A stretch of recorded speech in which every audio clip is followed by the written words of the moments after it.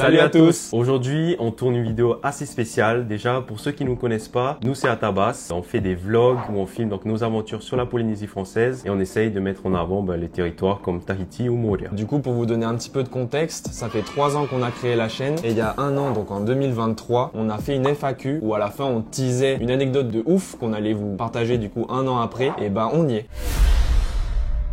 C'est maintenant et on va vite rentrer dans le vif du sujet. On n'a pas tourné de vidéo depuis un an, alors que pourtant on a continué à en partager une par semaine. Mais comment on a fait ça et surtout pourquoi? C'est de ça qu'on va vous parler dans cette vidéo et vous allez voir, c'est ouf. Donc le pourquoi du comment, tout simplement pour finir mes études, je suis parti en France et donc le duo est séparé.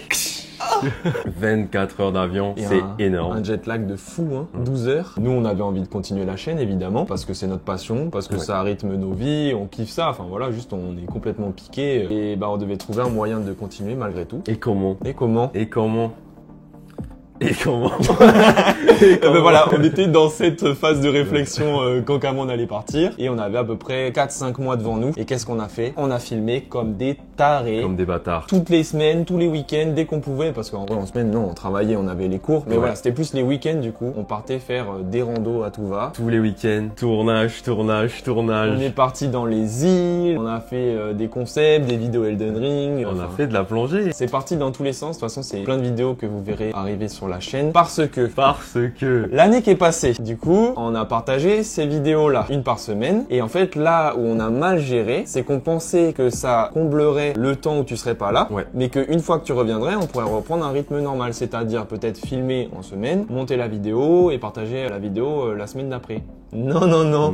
Pourquoi? Parce qu'on n'a pas été aussi productif qu'on pensait qu'on allait l'être. La vie nous a montré que y a d'autres priorités qui sont le travail, les études et un peu de vie perso, un peu de sociabilité parce que sinon on est tout seul dans notre chambre à faire du montage et donc tout ça accumulé fait qu'on n'a pas été aussi productif qu'on l'aurait voulu, mais on a toujours sorti une vidéo par semaine. Ouais, ça on a tenu malgré tout. Mais voilà, donc on a un stock de vidéos qui était finalement trop important par rapport à ce qu'on a sorti, ce qui veut dire que maintenant on a encore de quoi tenir presque un an. Et ça crée un décalage entre le moment où on tourne les vidéos et le moment où on les sort. Si bien que là actuellement, pour prendre un exemple, je sais pas quand c'est que sortira cette vidéo, mais on est en train de sortir les vidéos Bora Bora qui ont été tournées il y a 1 an et demi. Oui. Presque 2 ans. J'ai même une anecdote par rapport à ça. À un moment, je sortais les vidéos Nouvelle-Zélande. Sur les vidéos Nouvelle-Zélande, je suis chauve. Et 1 an plus tard, mes cheveux ont repoussé, mais je me suis rasé la tête. Dans des vidéos que vous verrez aussi, mais bref. Et du coup, quand j'ai croisé un membre de ma famille, il pensait que je venais de revenir de Nouvelle-Zélande. Bah oui. Parce que j'avais les cheveux rasés. Tout concorde. Et voilà, tout concorde. Alors que non, il y avait un décalage de plus d'1 an entre ces deux vidéos. C'est trop.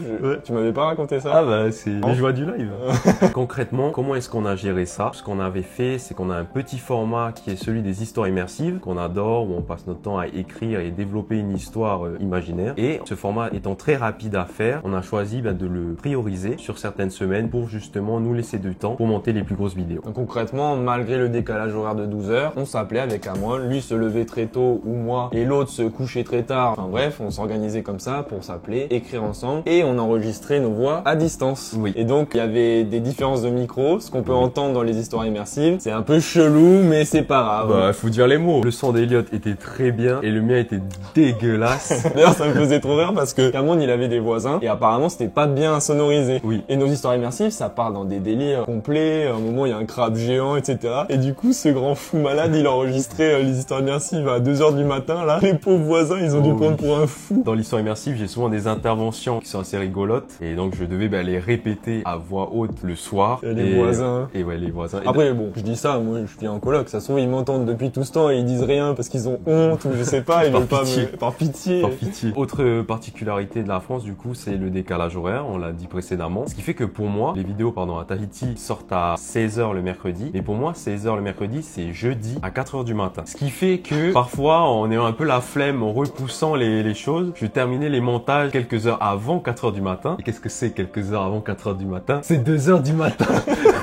Bon, après, moi aussi. Enfin, ça nous arrive à tous les deux de finir les vidéos au dernier moment. C'est ça. Et en sortant une vidéo par semaine, même si on est deux, c'est normal. Juste on procrastine, on avait les cours, le boulot, c'est normal qu'on sorte au dernier moment. Mais du coup, toi, c'était la nuit. Du coup, moi, c'était très tard. Trop violent. Et ce qui fait que le lendemain matin, le jour même, quand il faut travailler, aller à l'école ou aller au boulot, ça pique. Tu bois 2-3 cafés dans la journée, t'es dans les vapes. Mais voilà, c'est la passion. Ah, les dessous de YouTube, hein. Les backstage, comment on s'est organisé pendant cette année. Franchement, ça relève du miracle qu'on ait réussi à sortir sortir une vidéo toutes les semaines. Avec Elliot, on s'est dit qu'on allait profiter de cette vidéo reveal pour justement vous parler, vu que j'ai vécu 1 an en France, de la vie en France. Elliot aussi a eu l'occasion en 2021 de vivre en France pour 7 mois. Donc on va un peu comparer nos expériences à travers un format plutôt sympa, celui des avantages de vivre en France et des inconvénients. Du coup, on va commencer par le positif, parce qu'il y a quand même pas mal de trucs positifs. Donc, dans les avantages de vivre en France, on a mis tout en haut, en tout premier, voyager. Tout est proche en Europe, il y a plein de choses différentes à voir, et surtout, les prix sont carrément accessibles. Pour nous qui étions étudiants à ce moment-là, on a pu visiter plein de trucs ici, on n'aurait jamais pu même espérer visiter, tellement les prix, c'est abusé ici pour voyager. Du coup, juste rapidement, pour faire un petit récap même pour nous, ça fait un petit souvenir, toutes les destinations qu'on a faites. Donc d'abord, moi de mon côté, j'ai fait Lille où je vivais, Tourcoing où je travaillais, Gand en Belgique, le Touquet Paris-Plage où d'ailleurs j'ai vu Macron, Amsterdam aux Pays-Bas, Lyon en France, Bruxelles en Belgique et enfin Versailles à Paris. Voilà, dans l'ordre toutes les destinations que j'ai faites quand j'y étais pendant 7 mois. Eh ben ça voyage. Donc pour moi les destinations que j'ai faites sont Paris où j'ai vécu du coup 1 an, Lyon, Milan en Italie, Florence en Italie aussi, le Luxembourg, Palma, donc c'est une petite île en Espagne et enfin la Corse avec Michael. Moi j'ai un prix qui m'a marqué l'esprit, c'est celui de Paris-Milan, donc aller-retour, c'était 30 €. Ça fait 4000 francs à peu près ici. Limite aller de Paris à Milan, ça coûte moins cher que de passer une petite journée en te faisant plaisir à Montréal, quoi. Ouais. C'est fou. Clairement. C'est fou. Dédicace à toi Milan. Peut-être il y aura une vidéo dessus. Un petit vlog vite fait pour vous montrer la ville.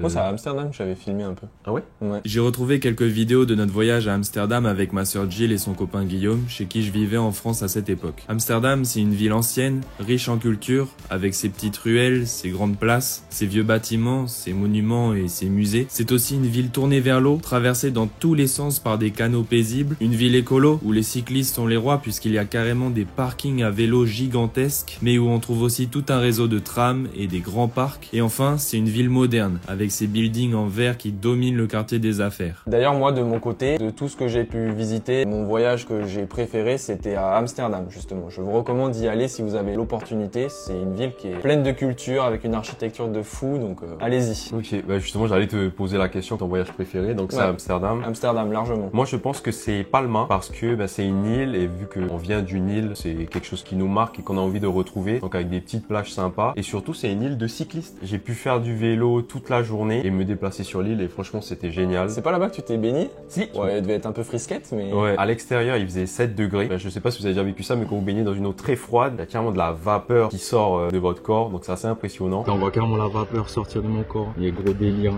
Et voilà, c'était juste par nostalgie de la mer que je suis allé me baigner plutôt. Donc si vous voulez faire du vélo et que vous êtes en Europe, Palma. Autre avantage de vivre en France, ce sont les prix. Sachant que moi j'ai habité sur Paris, qui est une des villes les plus chères, les prix étaient quand même plus abordables que ceux qu'on peut retrouver à Tahiti pour beaucoup de choses, que ce soit au niveau des courses ou des restaurants, ou même voilà, l'électroménager, en fait tout. Ouais, tout. Je commençais à énumérer, après je fais, mais non, en fait, tout est moins cher. À part les fruits tropicaux, le poisson, peut-être la viande, je sais pas, mais il y a quelques trucs, mais sinon, la grande majorité des trucs, c'est juste moins cher à Paris. Enfin, en France, en général, voilà. Quoi. Donc, sur ce côté-là, tu peux te faire plaisir, varier ton alimentation, tester des choses que tu n'as jamais pu te permettre de tester, à Tahiti. Autre avantage, c'est que pour moi, c'était la première fois que je vivais seul. Ça ne concerne pas forcément tout le monde, mais je sais qu'il y a beaucoup d'étudiants qui partent de la Polynésie vers la métropole pour faire leurs études et qui vivent justement seuls. Pour moi, c'était un avantage parce que c'est la première fois que je découvrais ça et je pouvais m'organiser comme je le souhaitais, c'est-à-dire monter les vidéos comme je souhaite, faire du sport, manger ce que je veux, sortir où je veux. Chose que moi j'avais découvert quand j'avais 18 ans parce que spécificité, mes parents vivent à la presqu'île et donc j'ai dû habiter seul assez vite en fait en venant faire mes études en ville. Mais j'avoue que du coup, toi t'as eu et la découverte de la vie seule, donc cette liberté totale, mais en plus de ça t'étais loin, donc t'avais même pas tes parents qui étaient proches. Et là tu parles de ça, justement ça arrivera plus tard, mais dans les inconvénients. Il y a bien sûr l'avantage de vivre seul en autonomie, mais l'inconvénient de vivre seul, du coup dans un pays étranger. Le bad, on garde ça pour plus tard. Autre avantage, les aides de l'État. Dit comme ça fait vraiment, ça fait gros profiteur. Mais en gros, l'État français a... L'État-providence. Mais en gros, l'État français a conçu des aides pour les étudiants. Déjà, moi, me situant sur Paris, les loyers étaient très élevés. Donc, il y a des aides. Et il suffit juste de faire la demande et voir si on est éligible. Et si on est éligible, on vous verse tous les mois une certaine somme pour vous aider à payer votre loyer. De plus, comme j'étais alternant, en ce moment, c'est un peu le statut chouchou parce qu'il y a beaucoup d'aides pour les alternants. En tout cas, en 2024. Donc, si vous partez en France, j'ai envie de dire, favorisez le statut d'alternant. Déjà parce que vous serez payé et que vous aurez des aides. Et c'est tout. J'ai commencé à... Alors, premièrement, sur la liste de 5 choses, prioriser... Ah non, il y a qu'un seul truc en fait. Pas de liste. Voilà. Bon, s'il y a des jeunes qui nous regardent, privilégiez aussi le statut d'alternant si vous êtes en Polynésie française parce que c'est trop bien. En fait, ça vous paye les études. Ça fait que vous commencez dans la vie, même si vous avez des études qui sont un peu chères, sans être endetté. En revanche, comparé à Cameroun, moi qui ai été alternant ici pendant 2 ans, j'ai certes pas de dette, mais j'ai pas mis beaucoup d'argent de côté parce que ici, il y a très peu d'aides. Surtout en Polynésie, pour avoir des aides, il y a des critères sociaux très exigeants, ce qui est très bien. Enfin, voilà. On aide ceux qui en ont vraiment besoin. Ouais. Alors qu'en France, c'est beaucoup plus large. Peut-être qu'il y a plus de moyens, tout simplement, et plus d'impôts. Si je peux préciser aussi, c'est dans la personnalité de Cameroun, il s'en rend pas forcément compte, mais il est très méticuleux, il va aller chercher toutes ses aides. Oui, c'est vrai. C'est un gros rat, non, je rigole. Non, je veux dire, moi, par exemple, j'aurais peut-être pas fait toutes les démarches, peut-être pas autant pour dénicher toutes ces petites aides. Donc vraiment passer le temps au début quand vous arrivez en France, c'est un gros effort sur le début, mais après, ça peut vraiment vous aider sur le long terme. Franchement, j'ai mis 3 semaines, 1 mois, mais vraiment d'aller chercher partout sur TikTok, il y avait plein de vidéos comme ça. Est-ce que vous avez demandé l'aide pour... Non. Ça demande un peu de curiosité. Après, ça aide. Enfin, juste la moula, quoi, les gars.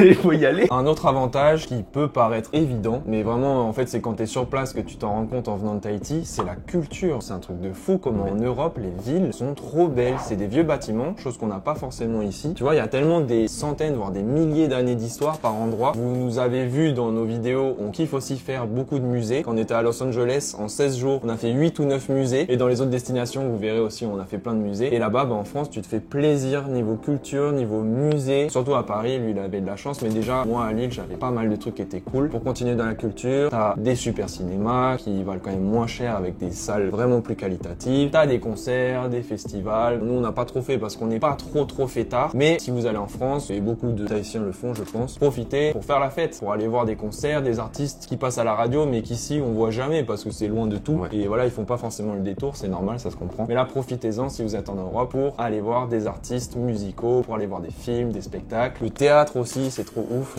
J'ai pas pu profiter du théâtre. Oh, t'as pas pu. Tu n'étais n'étais qu'à Paris. Bizarre. Le mec, il s'emballait, quoi. Si je peux revenir sur quelque chose qui m'a intéressé, c'est le cinéma. Okay. Là, je parle pour Paris parce que j'ai pas vu les autres villes en France, mais on a un choix de films qui est le double ou le triple de ce qu'il y a à Tahiti. Facile. Et c'est génial. Genre, t'as vraiment le choix, du coup, tu lis bien de quoi ça parle le film, tu fais, allez, ça a l'air trop cool, et tu vas voir. Ouais. Ici, t'as 10 films, dont 5 pourris ou pour les enfants, tu vois, enfin, juste ça nous concerne pas. Et sur les 5 restants, c'est que des blockbusters, les Marvel, les trucs qu'on a trop vus, enfin, on est fiou, en fait. Autre avantage de vivre en France, en tout cas, de ce que j'ai vu à Paris, c'est les transports en commun. Grâce au train, tram, au bus, tu peux vraiment aller partout. Tu écris une adresse sur Google Maps, tu sais qu'il y a tel métro qui y va, c'est direct, c'est simple, efficace. Et pour les moins de 26 ans ou les étudiants, je sais plus, les prix sont très abordables et tu te dis vraiment, c'est cool de se déplacer. Ce qui est pas forcément le cas à Tahiti où si tu vas aller quelque part, il faut soit sortir le vélo, soit demander à quelqu'un de te déposer ou toi si t'as ton permis, te déplacer. Les bus sont bien mieux qu'avant. Oui. Moi, avant, quand j'habitais à la Presqu'île, quand j'étais étudiant, je devais venir en ville, c'était un enfer. Genre, tu pouvais pas croire les horaires des bus. Ça alternait tout le temps. Le mec, s'il avait pas envie de se lever, il venait pas te chercher. Que maintenant, de ce que j'ai compris, c'est bien organisé et tout, mais juste, c'est moins bien organisé qu'à Paris. Où là, pour le coup, il te dépose dans la rue où tu veux. En tout cas, moi, j'ai kiffé parce que c'est vraiment organisé et ça a donné vraiment un sentiment de liberté. Dans les derniers avantages qu'on a trouvés, il y a donc le shopping et surtout le shopping en ligne. Moi, j'ai pu me faire plaisir sur Amazon. À Paris, quand tu commandes quelque chose, ça arrive le lendemain. Alors qu'à Tahiti, quand tu veux commander un truc, t'attends 1 semaine, 2 semaines, 1 mois. Ton colis est perdu, il a disparu. Alors que vraiment en France, c'est peut-être un piège aussi. C'est que des extrêmes. Tu peux commander ultra facilement et peut-être que des fois tu commandes des choses que t'as pas vraiment besoin. En tout cas, moi, je me suis fait plaisir. Voilà, je me suis fait plaisir. Même au-delà des vêtements, enfin de tous les autres trucs, il y a aussi les livraisons de bouffe qui peuvent être un piège parce que c'est pas si cher quand t'es en France. Enfin, en tout cas, nous à Lille, de temps en temps, on commandait. T'es vite tenté que ici, ça fait plus 600 francs direct. Tu fais jamais ça. Enfin, si t'as pas trop les moyens, tu livres jamais, tu vas chercher ou alors tu cuisines toi-même. Donc, voilà, le penchant négatif, s'il y en a un, c'est que ça amène à la surconsommation peut-être de trucs dont t'as pas forcément besoin. Uber Eats, c'était mon copain aussi. Toutes les 2-3 semaines là, une bonne commande de Uber Eats. Chose que ici, on fait pratiquement pas. Enfin, moi perso, je fais jamais ça. Et pareil pour le shopping, du coup, je t'ai laissé dire ça parce que moi, je suis tellement minimaliste et je déteste tellement le shopping que j'ai jamais rien livré. Ah, ni oui, en quand France, ni ici, j'ai jamais acheté un article en ligne. Quand tu vas tester, mon gros, tu Ah vas ouais être piqué. Mon tu cerveau, vas... il va switch. Tu vas faire, attends, mais j'ai besoin de cette couverture chauffante. Ah, mais hop, tu commences à masser. Il te livre le lendemain, t'es en mode, ah. Je suis content. Après, le lendemain, tu l'utilises plus jamais de ta vie.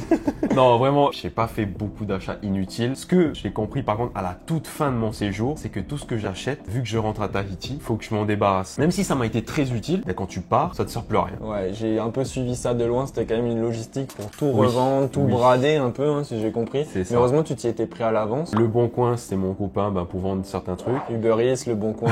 Notez, hein, notez. Ouais, notez les mots. Et surtout, là, c'est pour faire des dons. Ça s'appelait Give, G-E-E-V. Et là, j'ai pu donner à des personnes qui en avaient besoin. Les familles étaient très contentes de recevoir mes vêtements et moi, j'étais content d'avoir 5 kilos en moins dans ma valise. Tiens, anecdote, ça n'a rien à voir, mais c'était le premier déménagement de Cameron. Oui. Moi, Oui. j'ai déménagé 25 fois dans ma vie. Je sais plus, j'avais compté, mais je crois que je suis à 25. J'ai 25 ans et j'ai déménagé 25 fois. 25 fois. On a beaucoup déménagé, je suis issu d'une famille de nomades. Et j'ai beaucoup déménagé aussi dans différentes colocs. Mais toi, du coup, c'était ton premier déménagement. Oui, C'est beau. c'est beau. Ça Oh s'est là très là. bien passé, avec anticipation toujours. Moi, mon gain en maturité, c'était comme ça, tu vois. Bon, peut-être 18 ans, ça fait hop. Mais toi, là, 2023, c'est ouf quand même. Hein. Et là, Vraiment. je reviens. Et là, tu redescends. Retour à Tahiti, papa, maman. Qu'est-ce que c'est derrière? Mais ce serait pas le lit de Ce Cameron? serait le bon gros lit douillet de Cameron dans la chambre climatisée de papa et maman. Ça fait du bien aussi. Oui, ça fait du bien. Bon, on va en parler, mais retrouver la famille, ça fait du bien. Oh. Mais finissons du coup avec les avantages. On en a plus beaucoup. On avait cité qu'il y avait le fait que les journées sont longues et du coup, ça te permet de faire des choses le soir. Et dernier truc, pour moi du coup, qui était à Lille et où c'est quand même quelque chose assez central dans la vie des gens. Les sorties en ville sont très agréables. Il fait frais et j'ai jamais autant kiffé prendre un verre en terrasse, tout simplement. Déjà parce qu'il y a un côté chaleureux et convivial. C'est chauffé dans la rue, etc. T'as envie de te mettre un peu au chaud et tout et de prendre une bière. Ouais. Et justement, en parlant de bière, l'alcool, je trouve qu'il est bon. Au point que, avant de partir en France, je n'aimais ni la bière, ni vraiment le vin. Je goûtais un peu pour faire plaisir à mon papa, quoi. Mais Et en revenant de France, je suis devenu alcoolique. Voici Ouais. la morale de l'histoire. super. Non, mais en tout cas, ça m'a initié à la bonne bière, sans aller dans les excès, évidemment. évidemment. Je ne suis pas alcoolique. Bien C'est évidemment. simplement que j'ai apprécié les mets locaux. Il essaye de se dédouaner. Donc on a fait le tour des avantages, on en a beaucoup quand même, on a été généreux. Maintenant on va aller sur les inconvénients, on va C'est- frapper là où ça fait mal. Parce qu'il y en a aussi beaucoup. C'est biaisé évidemment, faut le rappeler, parce qu'on vient de Tahiti. Et ici, bah, c'est le paradis. On le met en avant sur la chaîne toutes les semaines à travers des vlogs. On est trop bien ici pour vivre. Et donc forcément, à l'étranger, on trouve toujours des inconvénients. Ouais. Mais si vous veniez d'autre Ouais. part dans le monde, je suppose que la France est un pays formidable. C'est juste, Oui. voilà, comparé à ici, bah non. Et on va commencer avec le premier inconvénient. Juste avant, je disais que l'autonomie c'était cool, c'est le cas, c'est sympa de vivre seul. Mais du coup, il y a un revers, c'est que tu es seul. Seul. Tu es seul dans un pays que tu ne connais pas, avec une distance énorme. Un décalage horaire énorme Et un aussi. décalage horaire énorme, 12 heures. Et ben tous ces événements combinés font que c'est plus difficile. Et là, de disait la vie à Tahiti est géniale. Donc il suffit que ça baisse un peu le niveau de vie pour ressentir le décalage de vie et ressentir la solitude et l'éloignement. On a eu une chance énorme quand même. Enfin, moi déjà, c'est que je vivais chez ma sœur et son copain. Donc j'étais pas tout à fait seul, pas comme Cameron. Mais en plus de ça, on s'appelait avec Cameron tous les matins et tous les soirs. Toi aussi, quand t'es parti en France, on s'appelait pratiquement Ouais. tous les jours Ouais. pour se donner des nouvelles, etc.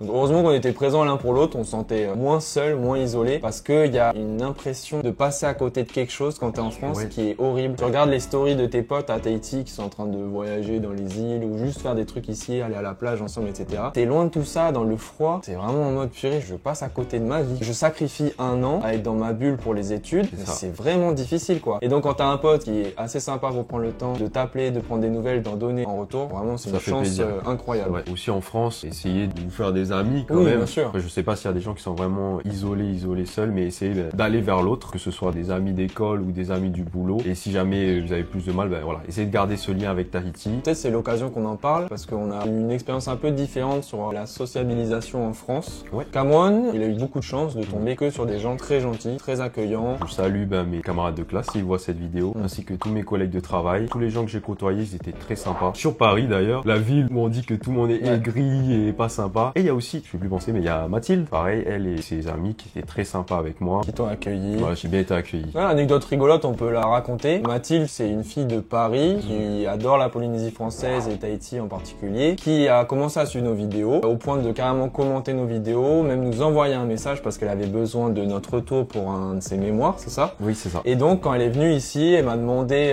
techniquement c'était une interview. Et du coup je lui ai dit bon, en échange de ça, quand tu retournes sur Paris, tu vas voir mon petit pote Cameron et tu essaies de lui tenir compagnie. Et c'est ce qu'elle a fait. Pour le coup, elle a carrément rempli ce rôle. Et pour aller au bout de l'anecdote, du coup ça lui fera plaisir. Mathilde maintenant a fini son master et est revenue vivre en Polynésie française. Et maintenant elle travaille ici. C'est Bravo fou. Mathilde. C'est fou, bravo à toi.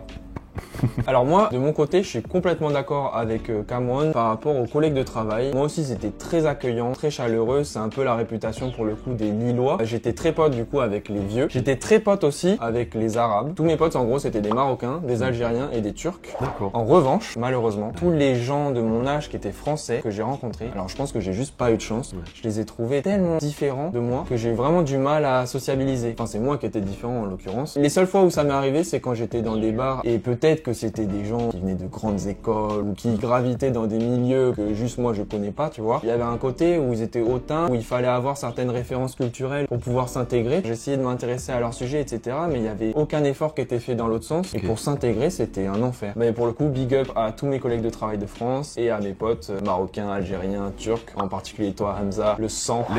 Inconvénient numéro 2. Oui. La météo. Hardcore. La météo. Gros inconvénient. Oui. Alors, moi, dans ma vie, ça m'a toujours fait rêver le fait d'avoir 4 saisons. Mais en fait, ce qu'on ne dit pas sur les 4 saisons, c'est qu'il y a 2 tiers où il fait froid. Il fait froid, sa mère. Et surtout, au-delà du froid, parce qu'au final, ça va, je le supporte très bien, c'est le fait qu'il fasse gris. J'avais l'impression qu'il y avait un filtre un peu terne. Au bout d'un moment, ça me manquait la lumière, tu vois. Ouais, je vois. Toi, tu dois être plus sensible à ça. Moi, ça va. C'est pas les couleurs et tout, c'est vraiment la température. Il est frileux, Voilà, il est frileux le Cameroun. Il faisait froid, ça vient tout le temps, tout le temps. Genre de août à mai, c'était dégueu. Anecdote sur la météo, j'ai découvert pour la première fois la neige sur Paris, courant janvier. J'ai découvert que la neige, en fait, pour ceux qui connaissent pas, je vais briser votre rêve, c'est de la poussière qui te tombe sur la gueule. Voilà ce que c'est la neige. Oui, mais c'est très joli. C'est très joli, mais c'est Ouais. vraiment comme s'il y a un mec avec de la poussière en haut qui nettoie, je sais pas, le mur, et t'as toute la poussière qui te tombe.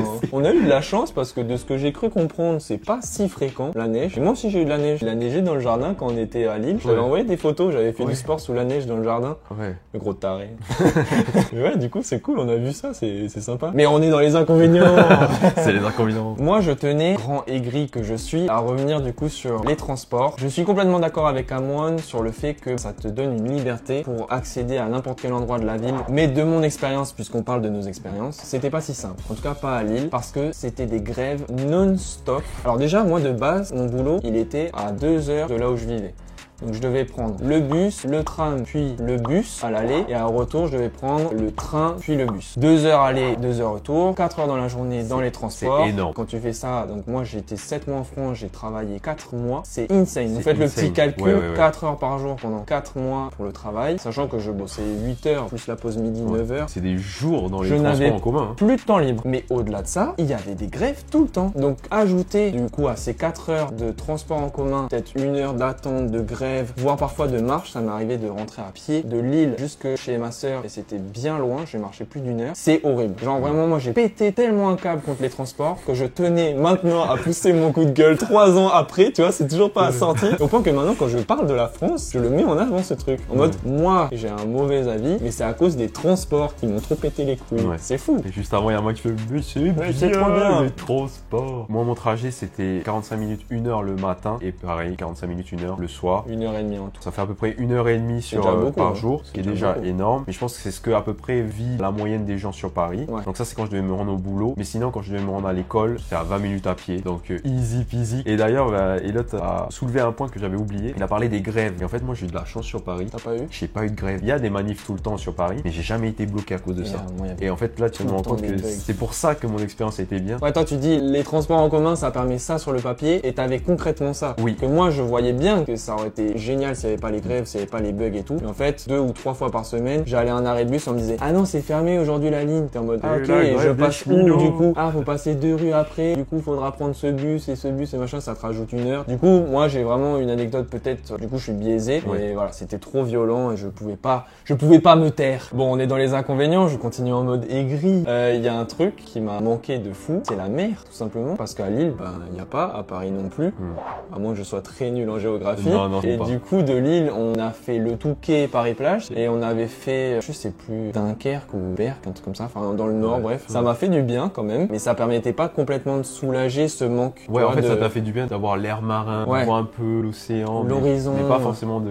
Tu t'es baigné? Oui, je me suis baigné. Ah, tu t'es baigné, ok. Ouais, bien sûr. Froid? Oh oui. Oh oui. D'ailleurs, c'était rigolo. Je crois que c'était à Dunkerque pour le coup. Je vais dans l'eau et tu sais, je fais du body surf comme on fait ici. Et ben les gens ils connaissaient pas là-bas. Ok. Il y avait d'autres gens dans l'eau, tu vois. D'ailleurs, je vais leur parler, je leur dis, mais c'est tout le temps froid comme ça. Ils me disent oui. Ok. Et je lui dis, mais vous y faites? Ils disent, ah non, non. Pour nous aussi, c'est horrible. Je fais, ah ok. Donc en fait, on s'y fait jamais. Et après, je voyais qu'ils essayaient de faire du body surf comme moi. Et du coup, je leur ai appris petite anecdote. Rigolo, voilà. Donc ça restait des moments agréables. Mais du coup, voilà, c'est pour dire, quand t'es dans les villes françaises, à moins d'être à Marseille, dans le sud ou à des endroits un peu sympas comme ça, et bah tu vois pas la mer. Et quand t'as grandi sur une île, ça te manque de fou. Et au-delà de ça, je suis arrivé du coup à la fin de l'hiver. Il y avait pas de feuilles dans les arbres et j'ai trouvé ça tellement badant. Genre j'ai pris du coup en arrivant à l'aéroport Charles de Gaulle un train pour aller jusqu'à Lille et je regardais par la fenêtre et je voyais les petits patelins, les petits villages. En plus dans le nord c'est en briques rouges avec des arbres sans feuilles, sans vie. Et vraiment j'avais l'impression d'être dans un film d'horreur un peu en mode Sleepy Hollow, tu vois. Et je me suis dit mais c'est badant, genre ça va être ça ma vie là pendant 7 mois. Et donc c'est peut-être un raccourci que je fais, mais j'ai trouvé la nature autour de l'île qu'elle était pas très belle. Je relativise en me disant que j'ai pas tout vu, que j'étais dans la ville, donc c'est pas forcément représentatif. Mais de ce que j'ai vu, de mon expérience, j'ai pas vu des trucs naturels qui étaient très beaux. Alors comme ça, tu aimes pas les 4 saisons, l'automne, l'hiver, t'aimes pas? C'est bizarre, les feuilles qui tombent des arbres. Bah oui, c'est dégueu. Bah oui, c'est dégueu. Moi j'aime la verdure. Bah pareil, venant d'une île, on aime quand c'est bien vert, bien pétant là, tu vois. Et là, quand t'arrives en France, tout est terne, c'est badant. Moi j'ai eu ça quand je suis retourné sur Paris pour passer mes examens. Je suis arrivé, il pleuvait, le temps était dégueu. Tu viens vraiment juste la veille de quitter.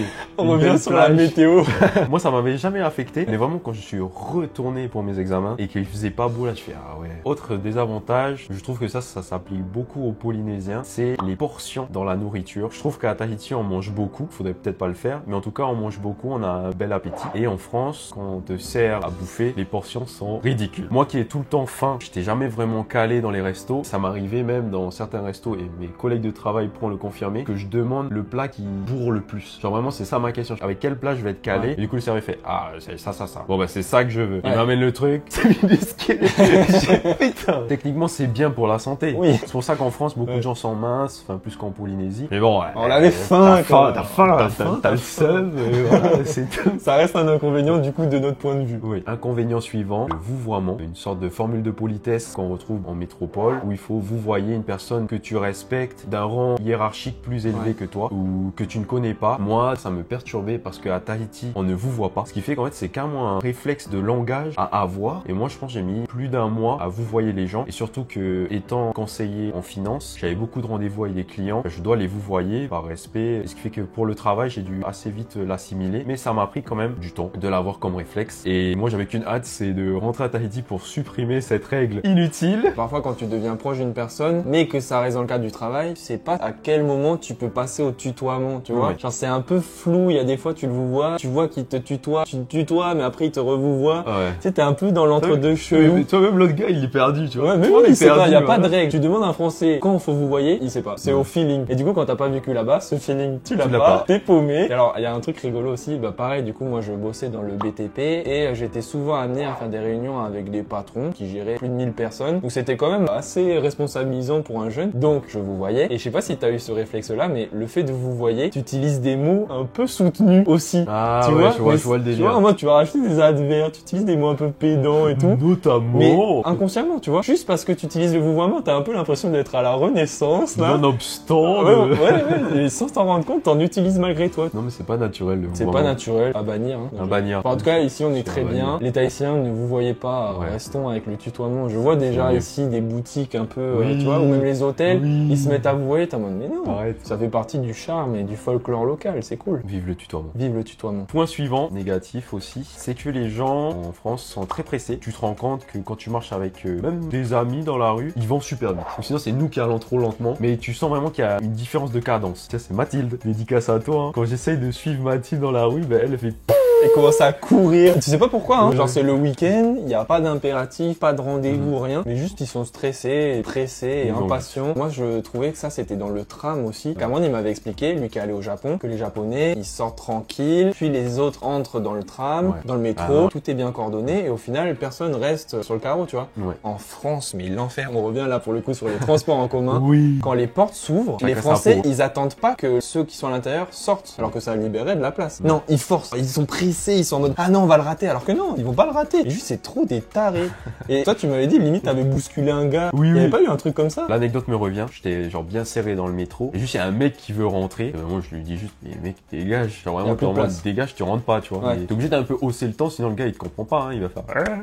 Bon du coup ici il y a l'extrême opposé. Parfois tu sais tu veux juste avancer normalement et t'as juste des Polynésiens qui marchent mais à 2 à l'heure et qui prennent toute la place sur le trottoir. Et du coup bah t'es en mode bon bah on attend. Il doit y avoir un juste milieu malgré tout, mais ça reste un inconvénient de la France quand même. Dernier tout petit inconvénient qu'on a vu de la France, on finit par ça parce qu'en vrai c'est pas du tout grave et ça reste même un truc plutôt positif et assez charmant, c'est l'accent. En tout cas moi à Lille il y avait un accent tellement violent parfois, notamment dans le BTP, sur les chantiers etc. Donc l'accent ch'ti que je ne comprenais rien. Première journée de boulot notamment, il y a un mec qui rentre dans le bureau, il m'a avoué après coup qu'il avait fait exprès de forcer l'accent pour me faire une blague parce qu'il savait que je venais de Tahiti. Il m'a parlé du coup en ch'ti. J'ai rien compris. Je me tourne vers mon collègue pour demander des explications. Il me sort des expressions en arabe que je ne comprends pas non plus.